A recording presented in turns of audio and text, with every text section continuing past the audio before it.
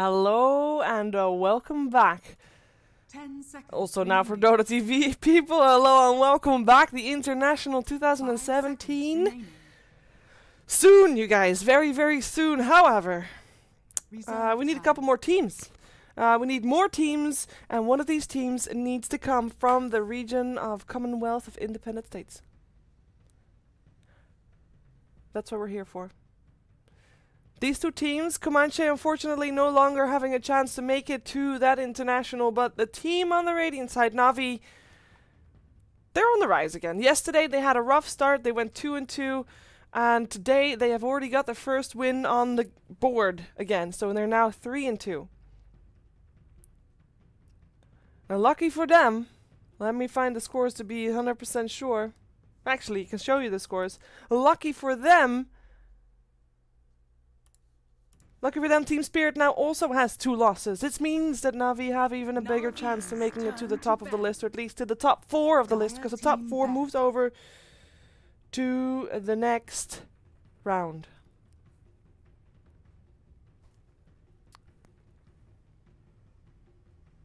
The next round's where you want to be. The next round is a double elimination bracket between the 4 teams in the top 4. And only one of those 4 makes it out, but at least you've got best of 3s rather than the best of 1s that you're into right now. So Comanche, they'll play from the Dire side, Na'Vi will play from the Radiant side, and they have picked themselves a Tusk. Now this is the 12th game I'm casting for the CIS qualifiers. This is, by the way, also the last game that I'm casting for the CIS qualifiers group stages. And the Tusk has not been shown on this stream just yet at all. We have seen no bans for him either. We have seen a couple of bans of the Bloodseeker, by the way. But yeah, Tusk. Tusk is actually a very fun hero. You can consider him a bit of an earth spirit in terms of activity early on in the game. 10 seconds remaining. I like it. I like it a lot. I'm curious how they were going to run it. Normally, you run it as a 4 disruptor, then the 5. They have been loving disruptor for Biver, by the way. I mean, he is really good at that hero. I've pointed out multiple times. So it is a really good fit for him. But I'm really hoping that then Seneko will play the Tusk. But we're going to find out if that is the case. Do think that Comanche is thinking it's the case, as we do have some bans targeted towards General there with the Bloodseeker at least. But that's his hero right there, the Nature's Prophet. We got an Ursa ban and a Razor ban as the second phase for Na'Vi. I mean, we can talk about the first 4 bans, but generally you can all find the good reasons to ban those 4 heroes out, right? We've seen a lot of Night Stalker yesterday already, a lot of successful Night Stalkers as well, so that may be the most obvious one. We've seen Magnus banned against Na'Vi multiple times. We now have a Puck for Comanche. Now we have seen Comanche earlier today, and it was Hakon playing the Puck at that point. He was playing it on the off lane. They had a draft where I believe they were having the draft where... No, that was a different one. We saw earlier, we saw Jakiro and the Drow Ranger in the same team, and that allowed the Jakiro to go mid. Doesn't look like that's going to be the case now, though. We got the Sven on the safe lane, Clockwork most likely on the off lane. Jakiro then turns into a normal support. They could still have Clockwork as a support as well, and then Jakiro on the mid lane and Puck on the off lane, but we'll see what Na'Vi thinks what it's going to be. That will shine through in their last ban. We'll give some more information about what's up and what they think is up. Queen of Pain is the last pick we see from Na'Vi for now. It's the Queen of Pain indeed for Dendi. We have seen Dendi on the Queen of Pain before, and he's just a really good Queen of Pain. It's that simple. Now, who he's going to be up against, a Queen of Pain versus the Puck is like an old school matchup, and if anybody's good at old school matchups, it's an old school player. Guess who's an old school player? That's right. It's Dendi, so he might actually be up against the Puck. They do not think that is the case, though, because they ban out the Dragonite, they ban out the mid. Dire team pick. A mid Dragonite, that is, and that means that they are thinking that Puck is going to be on the offlane. We have a Lycan ban out. We saw Pike in the Lycan previous game, especially Lycan in combination with a Nature's Prophet. Not a type of push lineup you want to be able to deal with, so we'll find out what he's going to play this game. By the way, Sven and Nature's Prophet, reserve time. Opposite teams.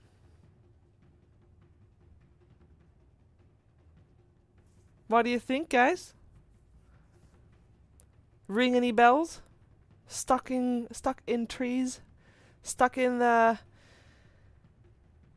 stuck even with the BKB. I mean, Sven normally wants to buy a BKB anyway, but you're gonna still get sprouted in if you're a Sven, and if you're a good-natured prophet. General is a good-natured prophet after all. It will be funny to see if that's gonna happen though. And generally, normally Svens do keep quelling blades around right now, so should be fine. Emphasize on should. You never really know what's gonna happen in a game of Dota after all. Let's see the last pick of Comanche. They're taking into their bonus time. They got like 35 seconds left. We can go either way. They can go still for mid hero and put Puck on the off lane if they want to. That is, as said, what Na'Vi is expecting them to do. But what's good against Queen of Pain? Templar Assassin can be decent against the Queen of Pain, actually.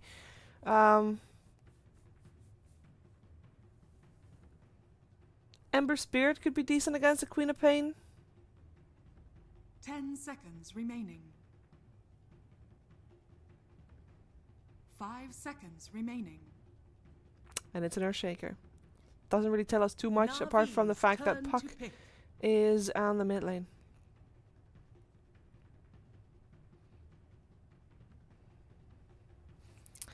Venomancer is the pick for Na'Vi. I like it. It's a lot of pressure. They have some physical damage. Earlier today I did mention that I don't think that the physical damage of Nature's Prophet can be considered as enough physical damage to have a team with that. But if you combine that with a little bit of physical damage that Queen of Pain has as well, and that the Venomancer has as well, it kinda evens out. And I do believe that General goes for the phase boots drums early on, and that means that you got that extra physical damage with the phase boots, and he actually hurts quite a bit then. So pretty good, I'd say. Solid draft. I'm curious to see how aggressive Seneco's gonna be on the Tusk. I'm sure you're all very excited as well, because that means activity early on, and that's what we like to see. Blood. As our Bloodseeker got banned. Too sad. So sad. But I do believe we're going to see some nice rotations. Oh, however, if you look at Comanche's lineup, who are you actually going to be able to kill with the Tusk? Jakiro is actually a fairly, like, as far as supports go, one of the more tanky supports. Clockwork, it can turn around real fast. If you get stuck in his cogs with Battery Assault, Puck can just phase shift and orb out. Sven is a very tanky hero as well with the extra armor. And Earthshaker can just Fisher and also has a chance to turn things around. Look at how happy this dragon looks, by the way. It's so happy. Actually. He doesn't look as happy as if he's on the Radiant side, or sorry, on the Dire side. If he's on the top bar, he's way more happy. Just saying. Alright, last player to be killed. That's gonna be the Puck, I think. Prepare for battle. Player with the highest net worth at the end of the game. It's gonna be the Puck or the Nature's Prophet. No, Puck. Highest net worth at the end of the game. Ooh, Nature's Prophet. Ka-ching. Actually, is that true? Maybe it's Pycat with a Venomancer? No, we're gonna go for Nature's Prophet. For now. Total number of player deaths per 10 minutes. 6 to 10. There's a Tusk after all. Hello! Hello!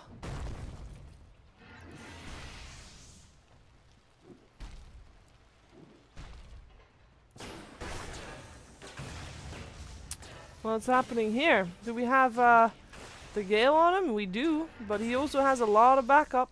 Jewel Breath actually missed, by the way. A lot of harassment coming here into this this bottom lane. Makes me think that we're gonna see an aggressive tri lane.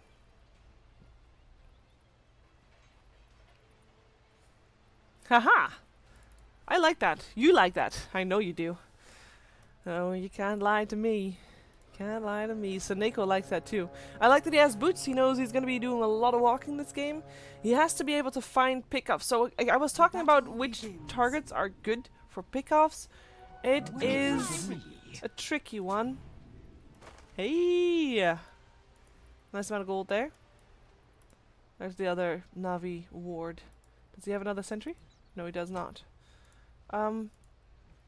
So the reason that Tusk can fix those issues about the targets that he can't kill, he needs to have the right amount of support. He needs to have the right amount of heroes to help him guess what this is? This is a Nature's Prophet. At a certain level, he can be anywhere he needs to be, and he sometimes will need to be wherever Tusk is ganking a lane. And also, of course, the person on that lane is going to be there. So there's going to be already 3 people there. That's good. That's good enough. All right. Let's take a look at who we have and where we have them. We have on this top lane a dual lane coming out from Comanche. He's playing the Sven and it's Oxygen. And then it's Dead Prophet by the looks of things, depending on the body block from H. H is playing the Jakiro, and the body block is doing quite well. The taunt comes out to try and bait them out. It did throw them off guard, and it's Comanche H that takes so much damage. Dual Breath coming out does still hit on General, which is taking a lot of damage, but he has a Tango that he's eating. Comanche, though, he's taking a lot of damage from these 36 HP creeps. Not HP, sorry. 36 attack damage creeps. Alright, so Oxygen on the Sven, with H on the Jakiro. We have Nature's Prophet played by General. That is our top lane. Now moving towards the middle lane. Lanaya playing the Puck. Dendi playing the Queen of Pain. Puck versus Queen of Pain. I love me that lane. I really do. So we might stop by a little bit too often. But in the meantime, you can see on the side how the last hits are faring there. Ooh, nice! Ice shards, nice cogs as well. But I do think Screen is the one in a disadvantage here. First blood goes the way of Navi, goes the way of Viver, of course.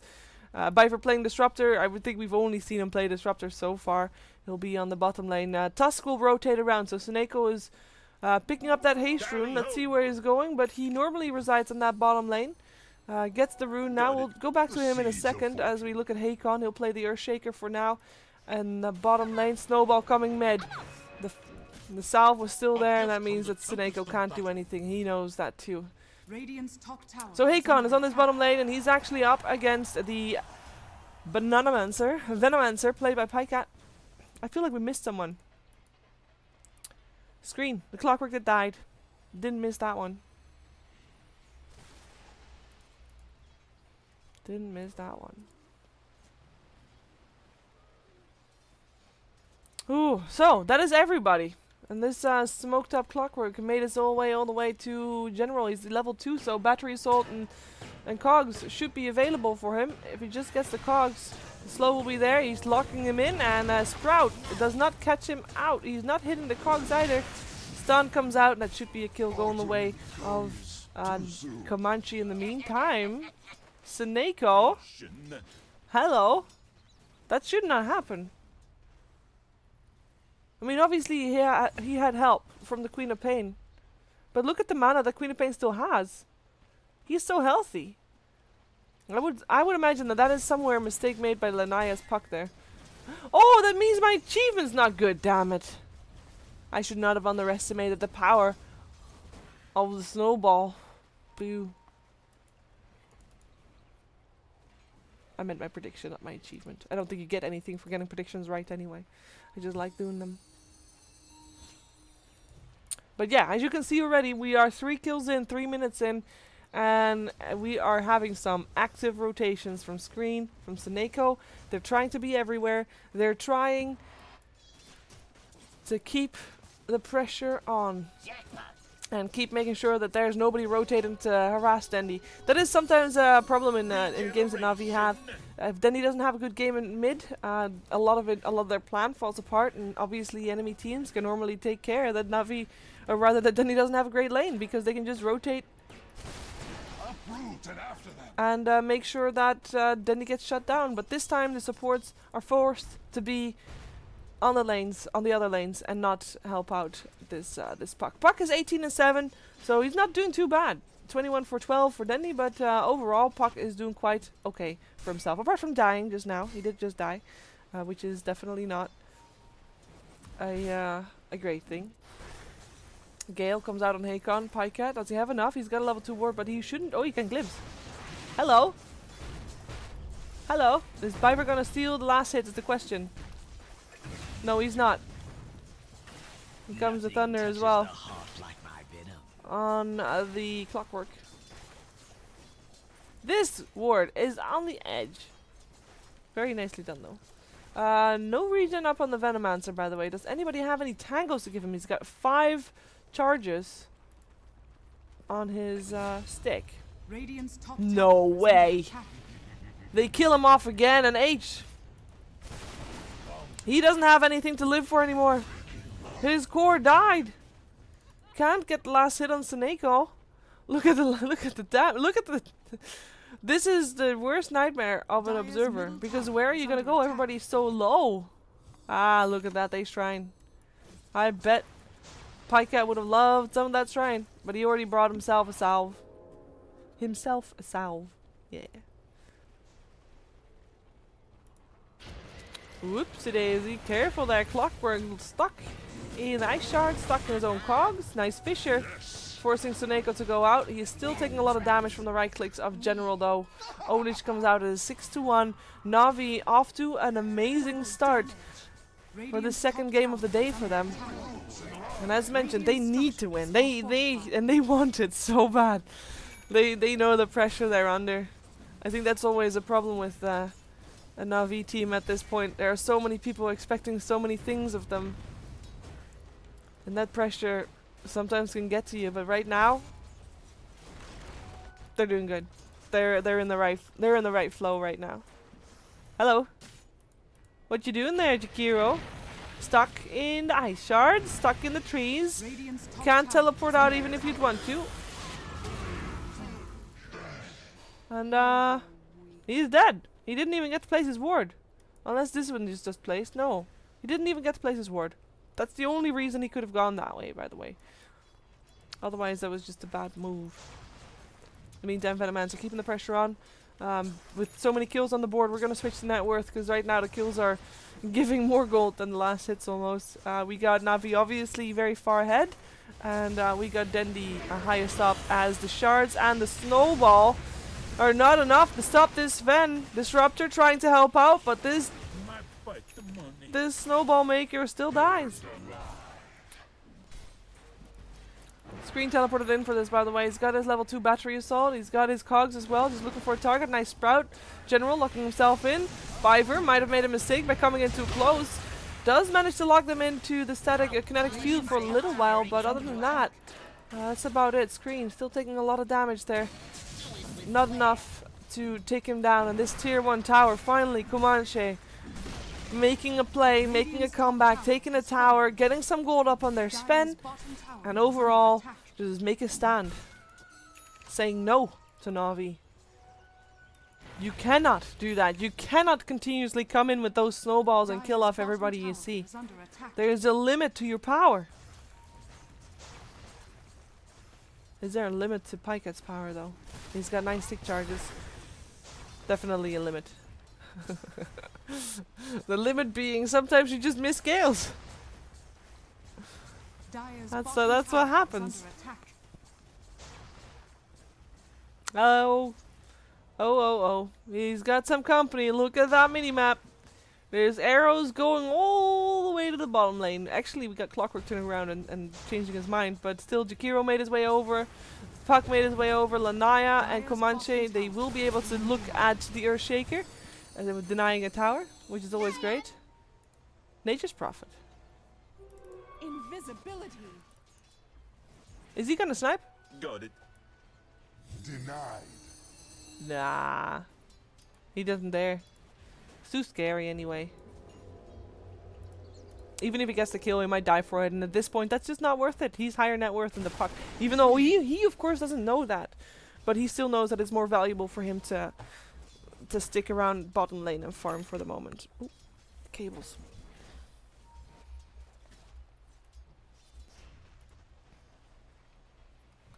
Puck sitting on 600 gold. An invisible Queen of Pain rotating mid. There's a Puck there. He sees obviously the snowball. Ooh, the glimpse back! Disruptor actually coming in from the side. Killing spree for Denny. He came from that side. You were incorrect. It was more kills than I thought it was gonna be. Radiant's bottom tower is under attack. And I already thought there were gonna be a lot of kills. Sven with his god strength going for the tower. In the meantime, I'm not sure what Earthshaker was thinking he could do. But he died. He dropped. Just walking into enemy heroes, not where you want to be. Pressure on the tier 1 mid as well. Let's see if there's some defense coming out from here. The stun goes up. They really want to take this tower, and I think this is Jakiro should be able to do that. Is there a glimpse available? There's a snowball available to interrupt that teleport, so Comanche will lose 2 on this bottom lane. Both the Sven and their Jakiro for the price of a tower, because the Jakiro still got the last hit on the tower. However, Pycat also got a tower. So it's a tier 1 for tier 1 and then 2 kills to boot in favor of Na'Vi. Lenny with the double damage rune, making sure that Puck is not coming close here. And Puck is, oh, hello. A little bit lackluster on the old gold department. Snowballs, find Puck. He's got an orb available. Is he going to be able to use it? Nope. Punched! And the H is not there in time, even though he really wants to. Glimpse back from the clockwork. He came from the tower. He just teleported to this, to the shrine. To the shrine. Tier 1 tower middle drops as well in favor of Na'Vi. So it's 12-3. It is looking pretty one-sided at this point. Just looking good for Na'Vi. We can take a look at the net worth. I know that there's a lot of Na'Vi fans out there, and they like to see this net worth. They like to see Na'Vi doing well, and they have been doing well in both of their games we've seen today. Obviously not the most difficult opponents, but these are the type of games they have to do well and they have to win, and I think that these are the perfect warm-up games for the more difficult games later on. So if they can keep this up, they're in a good position to still make it to the top 4. I say that, and I talk like Comanche doesn't have a chance anymore, and that's not true. Comanche definitely still has a chance in this game, as we all know how beastly Svens can be. You gotta ignore this for a fact. We know how beastly they can be in the right scenario. There's obviously this little blip you just thought wasn't the right scenario, but we know that they can be good. Trust me. Trust me. Oh, is he fine? Is he fine? Nice face shift. Nice fisher. Careful with that fisher, Hakon. You might not live to tell the tale of how you helped Puck escape if you're not careful. The pressure is on though. Na'Vi is I mean, yes, there's a chance for Comanche to come back into this game, but their chances won't start until they're defending their high ground. Or perhaps it's their chance right now. Echo Slam, that is General dead. Can they take another one? Venomancer is going to be the next target if he's not careful. The cogs helping him out slightly. Oh, those ice shards blocking his path. He'll still end up dying to the right click of the Puck. To death on the side of Na'Vi. Is Na'Vi going to come back in though? If he Sonic Wave that would have been a kill. Does he have it? Yes, he does. But he doesn't have the vision. Look, it's nighttime. He didn't have the vision. Oh, and no confidence to go for the blind Sonic Wave. I think he hoped that he would be able to blink in right here. And then he would have seen it and then he would have made the plays. But other than that, it would just be too risky as well. Oh, ice shards. Snowball. Punch. Down he goes. So Comanche just defended their tier 2 on the bot lane. They have to take slow steps. And at this point, any trade that they get is still worth it. So even if they lose heroes, it's still worth it to make trades, because obviously before this they weren't even making trades. So trades are good. You gotta keep that in mind. Roshan for Na'Vi, not good if you're a Comanche fan. And I think that they do want to try and stop this from happening. I'm not sure if they should try though, but Jakiro is always pretty good in the Roche pit. That's good. Puck is pretty decent. You got an Echo Slam, which is on cooldown for the moment, unfortunately. But overall, they're not too bad. Also Sven, with the God Strength available, might be able to do a lot. Hook shot, finds the Queen of Pain. Sorry, finds the Disruptor instead. Disruptor sucking the Ice Pass as well. That's going to be Disruptor down, but he still managed to lock in the Sven. That's all he really needs to do. And Puck actually jumped in. What? Oh, Puck. Poor Pucky. The dragon dies as well on the other side of the river. Wanted to just go home. Clockwork just wants to go home as well. He's got a teleport available. And yeah, he's able to do just that. The only one that can stop it is the Tusk, really, at this point. Roshan's still standing, by the way. The day actually stopped their Roshan attempt when Comanche came to fight them, which was the right call, of course. Tier 2 tower. Might as well push now instead of going for Roche, right? Apparently Roshan is the perfect bait. Oh, I was wrong. The Earthshaker buys it before the Puck. I guess Puck needs to have more. Whoa! Whoa! Hakon with the Echo Slam. Dual Breath as well. Jakiro laying down the law. He got 2 down already. Sven looking for a target. He got his God Strength on. He's not able to run towards the target though, unfortunately. Dendy still chasing down the dragon. The 2 had a dragon for that matter, but gets denied by Screen. Very nicely done. 3 viewers revealed a prize for that as well. See, Dendy catering to the people right there. It turned out to be a 2-for-2 exchange, but as I mentioned already, any exchange is worth it. Yeah, they did lose their tier 2 tower, but that's fine. They got 2 kills on the side of Comanche, and one of them was the Venomancer, which is one of the higher net worths on the map. So that is something that Comanche is going to get a lot of gold in return for. I'd say worth it. Another tier 2 tower getting pressured on the top lane though after that fight. At this point, I don't feel like Comanche can really fight over the towers. That's not something that you can defend, I think, against Navi's team. You gotta focus on the high ground defense. That's gonna be your main goal, because you're so far behind that the high ground defense is gonna be your best shot. And you don't have that many fights left in you, so the fights that you take are the fights where you have your best shot. And that is high ground right now. Punched. Roshan.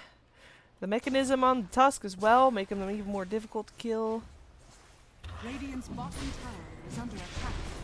Yeah, General going for a Desolator. Always good. And the smoke. Is under attack. They know Roshan's being done. The Flare actually scouted it out as well. Echo Slam still on cooldown. They ended up being in the Roche pit a lot with Echo Slam on cooldown, unfortunately. Oh, Hakon getting the Fissure out. Necropire Ice Path only locks in the Tusk though. In the meantime, the Earthshaker himself got locked into the Kinetic Field and Static Storm, and Clockwork gets it locked in as well. Pika does end up dropping though. Yep, Jakiro making sure of that. In the meantime, Sven he's just walking about. He's getting slowed by the Frozen Sigil, and he didn't get a single hit off in that fight. Lost 2 of his teammates. Roshan still alive for the moment. Snowball up into the high ground because there is a Puck there that's trying to kill off a support. He does manage to do that. And he is able to move further as well, teleporting out from the high ground. Where's the Scream? Oh, too late. Hesitant. Why a second time in a row, not trusting his gut instinct. Could have gotten the kill, I think. Doesn't get it in the end, and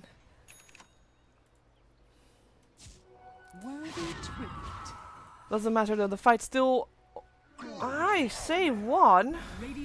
What does the net worth graph say? Net worth graph says Comanche actually won, because it was a trade. So the gold in total went a little bit more towards Comanche than towards Na'Vi, because Comanche gets way more gold from the kills that they get compared to the kills that Na'Vi is getting, based on the net worth. Silence there on the Venomancer. We're trying to secure this Roshan. Hook shot up on the Queen of Pain. He's not stuck in the cog zone. In the meantime, the fight's happening on 2 places. We're watching this part. Aegis picked up by the Sven. He's looking for a target. No, he's stuck. He's not looking for a target. He's looking for a way out. There's a glimpse available in 3 seconds. Hakon might be in a bit of trouble there. Gets a stun off still. Jewel Breath coming out as well. Another Fissure coming out. Echo Slam coming out as well. He really wants to take down this Nature's Prophet before he takes down him, but he cannot do that. Nature's Prophet lives, and Comanche not able to finish the job on the Nature's Prophet, even though he does get a nice Ice Path. 3 heroes dead on the side of Comanche, and that is not worth taking the Roshan for. Sure, you got an Aegis on the Sven, but the Sven's not actually doing that much damage yet in the game.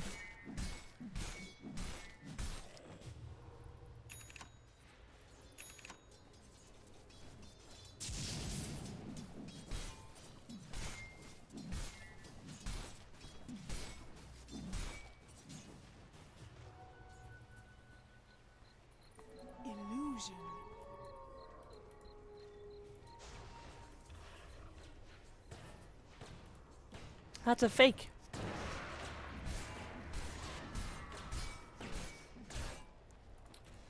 And we have seen some signs of light for Comanche. They've got a couple of decent fights. They just have to make sure to not get baited out to unfavorable matchups. I know that's the most obvious thing in Dota 2. It is the easiest lesson to learn, but the hardest to execute, I think. The hardest lesson to... I guess that is not learned. The easiest lesson to understand, the hardest lesson to learn. That would be the one. Ooh! Hello, Comanche! Punched! Comanche H. I think you're dead. I think you're dead, Sunny Jim. Glimpse back because you can. Into the creeps, into the hits. This Venomancer will get it. Yeah! Actually, took a long time. And 3 heroes taking down 1 Jakiro means that there's 3 heroes not hunting down Sven. And Sven needs to get big. And he is on the way to get big. Needs to be a little bit bigger though.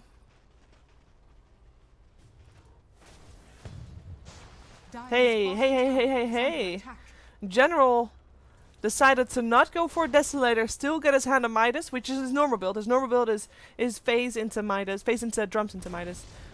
We saw him earlier when he has phase drums and he had actually in his quick buy he had Desolator, but he decided to go against it and now goes for Hurricane Pack instead. He already has a 4-staff as well. This is good news for me though, because that means that General can still make it to the top list of the net worth, the top of the list of the net worth, and that's where I predicted him to be, so yeah, worth. Earthshaker, building towards his 4-staff. How is that Blink Dagger going? Yep, Veil done as well. We got some nice items there happening. Hey, this time the Aegis does get listed properly on the Sven. We had a game earlier where that didn't happen. It's a bit weird that there's a bar there, but that's because there's backpack items involved in these and they're not properly shown as backpack items, unfortunately. So you guys gotta use your imagination as to what's in the backpack and what's not. There's a teleport scroll in the backpack for that one. Yeah, teleport scroll seems to be the consensus to have in the backpack. But no, wait, it's actually... Yeah, we're good. Hello? Snowball guy? Think you're in some trouble there, buddy. And Nature's Prophet decides to perhaps make himself... Oh, wait. He can actually do this. He gets the vision as well. Sven comes in, goes for General. General is dead. Haycon trying to teleport out. Won't be able to do that because Queen of Pain comes in. Denny with a scream. He gets the kill, gets 1. It doesn't look like Sven is going to get the Tusk. In the meantime, the Snowball will snowball through him and the Sonic Wave will finish off the puck. Jakiro at least will make sure that the Snowball guy is dead. In the meantime, this Sven is just getting kited around and juked around, and he can't really get a lot going for him. Pikehead gets a Poison Nova off on both. We still have Queen of Pain in this as well. Stuck in Ice Path for the moment. Yule Scepter up in the air on the Clockwork, making sure he cannot teleport out. Jakiro dies in the back lines and Clockwork in the front lines. Sven, last person remaining, he managed to teleport out. He was the one with the Aegis. A little bit unfortunate there. It was a bit of an awkward fight, obviously. Started out by the Tree and Protector, Nature's Prophet, also Tree guy, Nature's Prophet and Tusk, who tried to take down the Earthshaker and the Sven, but they couldn't do that. And Sven did end up getting a kill from that. He's just not able to... He's not able to turn these kills into...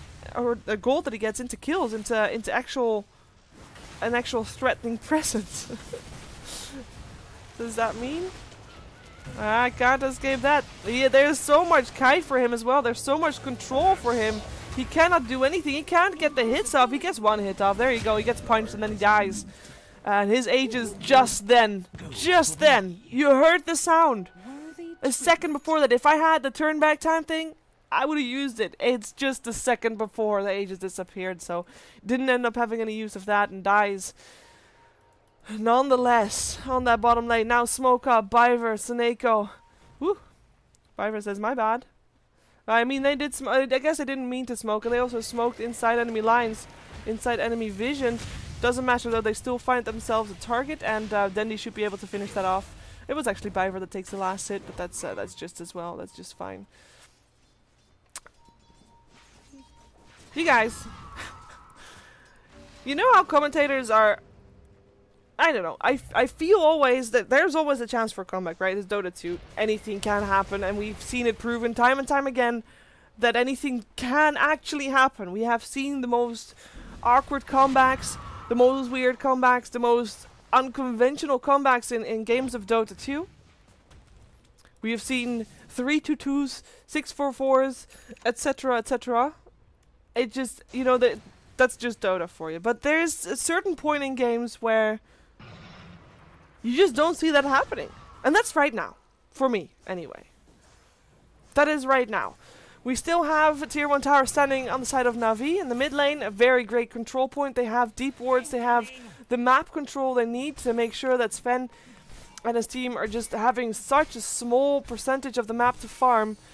And in combination of that, they need to stick together, otherwise they die regardless. So that means that they even have to split the farm up. Better yet, they have to split the experience up. So they're getting more and more behind on the experience, which is actually getting a little bit out of control, because it basically means that if you look at the levels, we have Clockwork level 11 still. We only just turned level 11, but we got already 2 level 18s and level 17.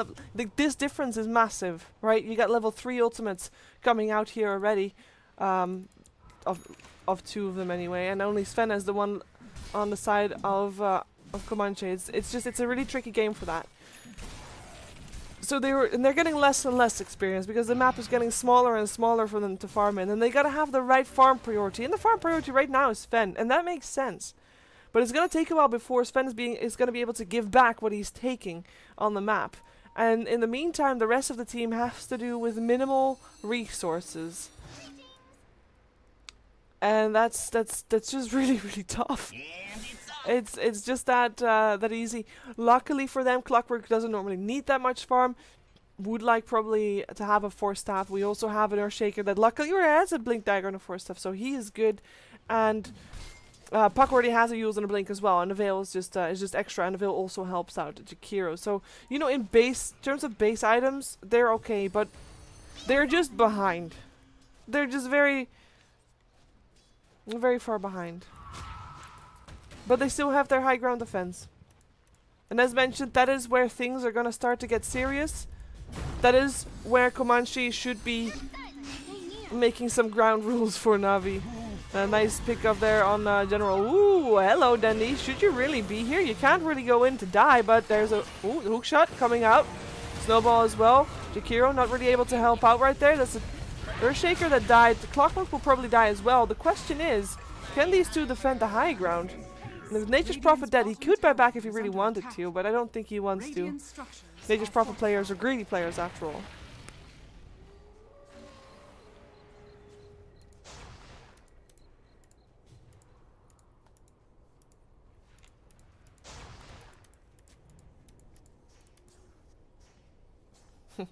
He's gonna place another one when that's dead. They need to have the upgrade uphill vision. Or maybe he'll place one once the... Yeah, there you go. Once the creeps are coming. The extra armor on the creep. Love. Shards coming through. They don't really have the push without Nature's Prophet. That's their problem. They need to have a team fight outside of the base before they can go high ground. I guess I take back what I said. I mean, there comes a time, obviously, when one team is so far ahead that there doesn't seem to be way back, but they haven't been able to breach high ground yet. We're 28 minutes into the game. I do feel like Comanche has a legitimate chance here, but they have to be so careful about losing fights outside of their base when the waves are pushed out. I mean, that doesn't mean... I mean, I still find that Na'Vi is very much in favor. I just feel like the chance for a comeback is a bit more real than what I just portrayed it out to be.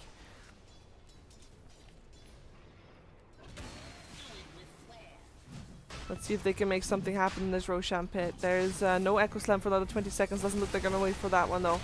They can't. Hook shot in. Hits up on the Queen of Pain. Glimpse back on the Clockwork. In the meantime, Sven. Oh, the positioning is beautiful. Killing off the Queen of Pain and the Disruptor. They're actually coming to teleport back right now. And Sven is looking for a target. That Fisher is actually blocking him off. Other than those two kills, hasn't been able to do anything just yet. Now he can. He kills off the Disruptor again. Triple kill. Kills off the same hero twice in a row. Echo Slam coming out as well. Queen of Pain. Can they kill him again? It does look like that indeed. Stunned up for the moment. Silence as well. Can he escape? Might be able to escape. Dandy. Sonic Waves the air. And Puck is home safe. Ben did end up going down though. General making sure of that. He does a lot of damage right now. A lot of physical damage as well. Puck looks like he might still be able to make it out. The shards coming through as well. He should be able to be fine. There's a blink available. He is okay. Use up in the air as well. Ooh, that came so close. That came so close to being a dieback for both Queen of Pain and the Disruptor. I'm glad I just said that the chance of a buyback was a little bit bigger than what I portrayed it to be, because that little bit just showed what a Sven can do. Now that also showed the trouble. Sven's still in the high, Gem's still in the high ground, by the way. Great positioning from the Sven. Comes in from behind, kills off Disruptor, the backline. He was basically there only for Disruptor. Gets the lucky guess that Queen of Pain blinked into that as well, because Queen of Pain ended up blinking out of the cogs and blinking back into where the Sven just was stunning the Disruptor. But then he can't do anything after that anymore, because the Earthshaker has laid down a fissure to block off the wall, and Sven's just standing here. And he can't do anything. He doesn't know where to go, because he can't go anywhere. Is he gonna really go all the way around? No, he had a blink dagger. He was waiting for it to be on cooldown, but off cooldown, but he was just standing there. Couldn't do anything. So that was a little bit of their downside right there for this specific lineup. There's just a lot of ways to control Sven, even from the side of Comanche. Cogs is actually one of them as well. But Fisher is the most notable one. Ooh, Gale actually hits on H. In the meantime, Na'Vi did take the Aegis after that fight. They are back to sieging high ground. Venomancer locked on the wrong side of the Fissure. That might actually be a problem for him, but he can make himself go back right along the edge, and he still has the cheese as well, so he will be okay. He should be fine. Queen of Pain just laying down some extra pressure. There's a couple of people standing in the trees. Earthshaker is standing there as well. He's being very patient. He has to wait for Na'Vi to go in, but Na'Vi is not giving him. Oh, he got impatient. He went for the Venomancer. Doesn't get anything done. Gets stuck in the kinetic field in the Static Storm, just like the Puck. Puck will be able to phase shift and should be able to still make it out okay. Can't say the same thing for Venomancer though. He was standing in that fire way too long. Now in comes the Sven with this BKB. Gets punched though. Delayed his attacks on the Tusk. Still managed to get the kill. Does he have a stun available? 1 second available. Looks for the vision. Finds the vision. Finds General. General is not going to be able to make it out of this one. Yule's up in the air. Maybe. Does Denny save General here? He might be able to. He doesn't get the Sprout up for the teleport in time. And he does drop Queen of Pain. Denny, he's out. He's the only survivor for his team. But this is the high ground offense that Comanche has to have time and time again. They probably need to have 3 of those before they can even think about being on the other side of the map again to try and take down some objectives. But they're on the right track. They are on the right track. Radiant's middle tower is under attack. Radiant structures. I'm gonna do it, you guys. You ready? I mean, I don't want you to cry. I know most of my viewers are Na'Vi fans. Please don't cry. Radiant's middle tower There you go. has fallen. And it's looking good for Comanche. If they can high ground defend against an Aegis, even though they didn't actually take the Aegis, but against an Aegis, and against being behind that much money, but that much gold, they were about 14k behind by the time they took that high ground defense. If they can hold their own with that, imagine what they can do when they're gonna have a high ground defense where the difference is smaller, where they have more resources, where they have more items than they have right now. I have to say it. That being said, Na'Vi is still ahead in this game. So you don't have to worry just yet. You just have to worry if that happens a couple more times. And for Na'Vi, this is a very crucial time as well, because this is the time where you're starting to doubt your approach, right? The question is, do you do the same thing again? And can you pinpoint what the mistake was you made when you did the previous high ground defense? And is it worth the little bit of damage on the tier 3 tower you're getting if you do push? Because maybe next time they get the tier 3 tower and then they actually can go high ground and fight properly. Because they can't really fight properly. Nature's Prophet is split pushing on bot lane for now, but of course can be here at any point. But this does give us the answer that the question I just asked. They feel like they can do it again, and they feel like they know what their mistake was and they can avoid it. They know they can do better this time. They still have the Aegis as well. Not for very long though. Not for very long indeed.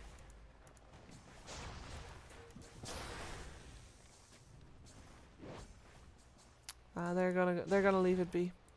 They are gonna leave it be indeed.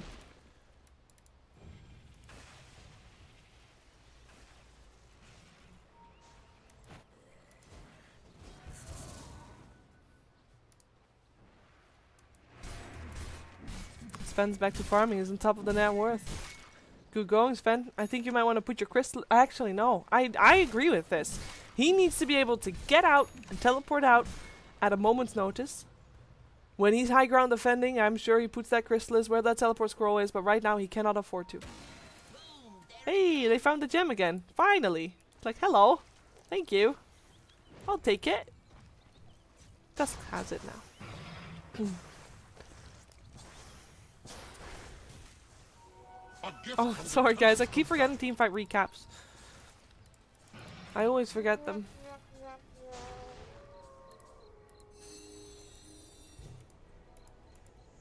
I'll try to think of them a little bit more. This is a worried Comanche, you guys. They do go for the smoking, but let's just see what the vision for them is like. They have very minimal vision. They don't know where Na'Vi is. This is a blind smoke. They just flared on the bounty rune, so they know it's there and they can go for that. This is the vision that Na'Vi has. They also don't know where anybody of Comanche is, apart from that guy. Well, actually, that is what we see. This is what, yeah, that we know that they're there. They don't know. But they then know that that they're smoking. There's no other way. There's no way they would let the farm go of creeps that are coming into the base. So they know that the smoke was there, so they're sticking together all the time as well. And it's off. Radiant's bottom tower is under attack.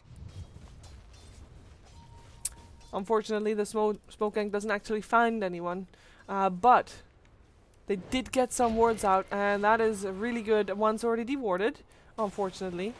Let's see if the other one is dewarded as well. That would be a real shame for Comanche, who spent 5 heroes in the smoke to rotate to place wards. Getting vision out of this stage of the game is incredibly important. It is the reason that allows you to know if you can take creeps or not, and creeps are your you know, you need the creeps, your substance, your money.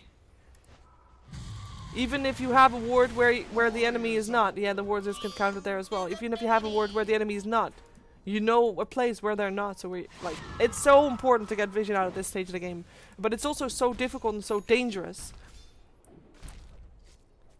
because if you have a very large chance of dying if you get caught.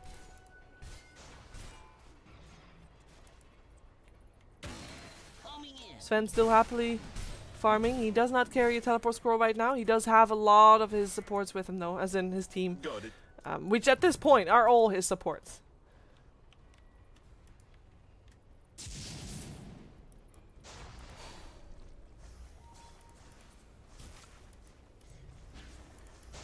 We still have the cheese on Pycat.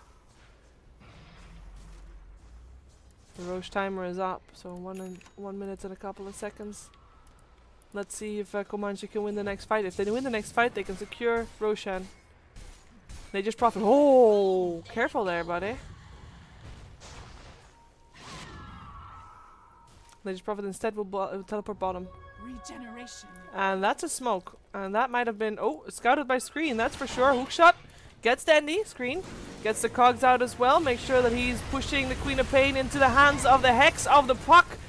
Blink away though, Denny still makes it out. Neko, be careful, you're standing in fire. Screen will still drop as the Sven looks for a target, finds finally a target. Gem on deck. Puck will take that one, or try to take that one, as he gets stuck in the kinetic field in the static storm, and he will not be able to make it out alive of that one. Echo Slam coming out. General having an Earthshaker problem, force-taps himself away, and is he able to run away from this? Is Proud actually keeps himself. Hakon, he's fine. As in, Hakon is not fine. General is fine. Hakon is the one that ended up dead. And this Sven is getting kited like crazy with all the slows going around, and ended up being Tusk, the only person to die in this fight. H is trying to make his way back home. He should be able to. Doesn't get stopped by the Tree and Protector. Nature's Prophet. I don't know why I keep calling him Tree and Protector, guys. That's the second time this game. Nature's Prophet. Tree. Confused, you know, all around. Where is the gem? Disruptor managed to pick it up. Lucky bastard. So that's Roshan going to the winner of that fight. And that was indeed Na'Vi. 4 dead on the side. Oh, I didn't click the team fight recap again. 4 dead on the side of Comanche. They used the buyback on the Sven. I At this stage, I think that's a wise choice, because I think he feels like he would have been forced to buy back regardless. And by buying back sooner rather than later, he makes sure that for the not for coming fight, but for the fight after that, he will have his buyback up sooner again. If that makes sense. It makes sense. Just trust me on that. It makes sense as long as you're expecting that you would have been forced to buy back regardless of what happened. Roshan taken.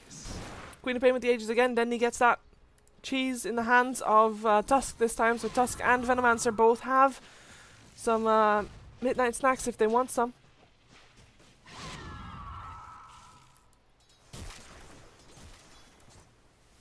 Well, the question is, can they get some midnight snacks at TI?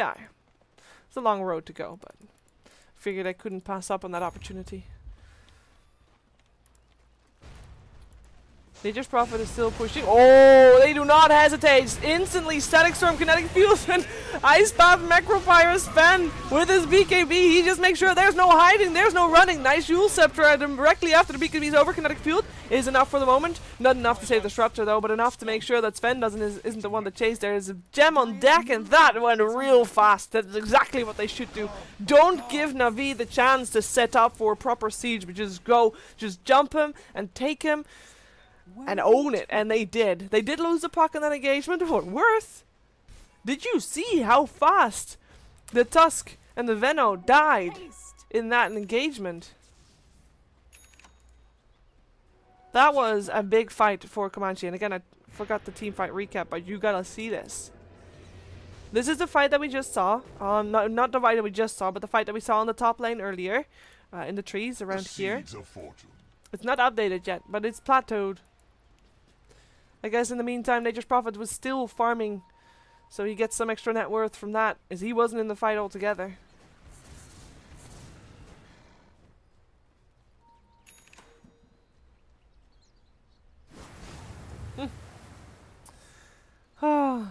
This game, I mean, I was not expecting Comanche to put up the fight that they are able to put up right now.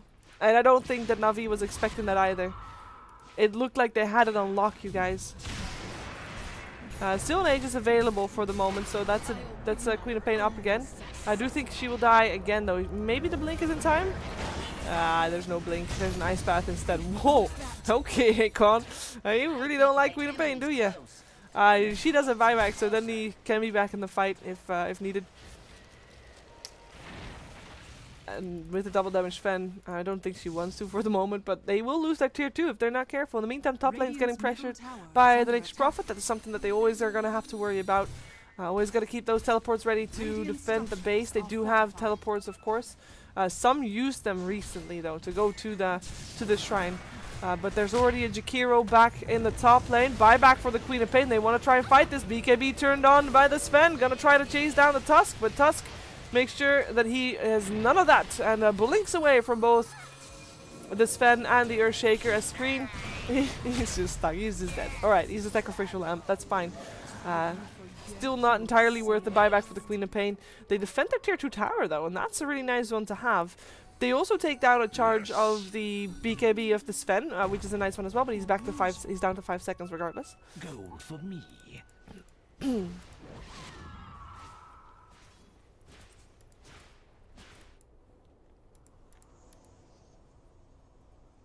They're gonna siege again. This time, Prophet's gonna be there already? No. This time, if they jump them, they don't have a clockwork, and they know that the BKB is actually the BKB is almost back already. Let's see if they're gonna instantly jump again, because that was one of the reasons why they were able to fight previously. But they did started off with the clockwork pushing high ground. Pushing high ground to a clockwork hook shotting into that side. Finally, they take down the tier 3 tower. Dundee having a bit of a secluded spot there. Smoke behind the tower as well. Fucking Sven. They're going for Nature's Prophet. They're going for Prophet. Dire's bottom tower is under attack. They find him too. They hex him. They stun him. They kill him. Should be enough. Now they can hunt for the rest. There's a hookshot available. if he wants to do it. They find it. They find themselves the Venomancer. Venomancer does not, does still have his ultimate, uses it as well. Will end up going down for that. No, yes, a cheese! He managed to eat the cheese just in time. Now Sprout up on Hakon. He will drop to the Venomancer. General and Pycat holding the fort here on this top lane. Oh, the Hurricane Pike up into the cliff. That's a dead Clockwork right there. Where is this Sven? He is still alive. He is getting chased by Dendy. Dendy has got the Sheever's guard, so should be fine unless he get hexed. Whoo! Hello, Biver. Right timing there, getting the Static Field and Kinetic Field and Static Storm out in the right time. Lanaya getting glimpsed back. Phase shifts there for a second, and hexes up the Queen of Pain. Biver just stands back and watches because the GG has been called and I missed it. But there is a GG. Oh, my predictions are incorrect. That happens sometimes. That is fine. Whew, this game was a lot closer than what the kill score makes you believe, though. Could have been amazing for Comanche, could have been an amazing comeback, but in the end, Na'Vi still victorious. You guys, that was my last game of the night. This was my 6th game. That means that the rest of the CIS matches, let me just quickly get you up to date.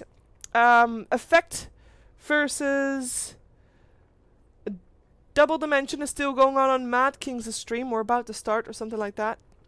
And then there is Spirit versus DD. Oh, hey. So the next game for the CIS on line 1, I'm on line 1 and then Drag and Drop is taking over for me. But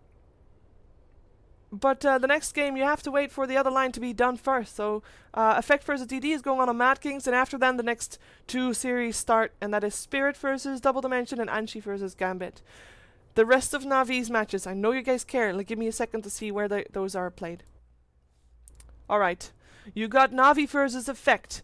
Official starting time for that game should be a CEST time. It's about 7 PM.